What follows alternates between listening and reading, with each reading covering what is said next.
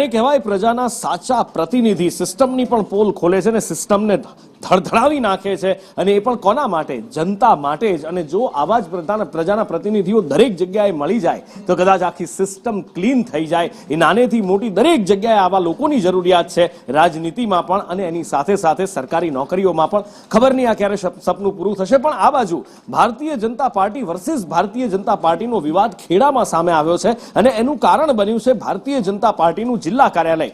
આ જિલ્લા કાર્યાલયના લાઇટના કનેક્શન કાપી નાખવામાં આવ્યા, અને એ પછી એક વિવાદ ઉભો થયો છે. કારણ કે પૂર્વ ધારાસભ્ય કેસરીસિંહનું કહેવું છે કે આ ભારતીય જનતા પાર્ટીનું કાર્યાલય કબજો કરી અને બનાવવામાં આવ્યું છે.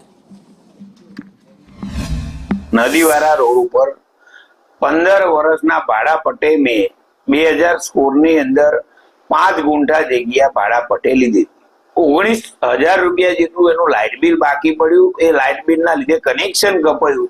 એટલે 2 દિવસ પહેલા મીડિયામાં આવ્યું એટલે મેં તપાસ કરી તો મને જાણવા એવું મળ્યું કે આ ચંદ્રેશભાઈ ઉર્ફે પોપટભાઈ પોતાના નામે આ 5 ગુંઠા જગ્યાનું મારા કરેલા રજીસ્ટરમાં ફરીથી પણ એમને રજીસ્ટર કરી લીધું છે. ત્યારે આવનારા કાલના દિવસે હું એમના વિરુદ્ધ ફરિયાદ કરવાનો છું.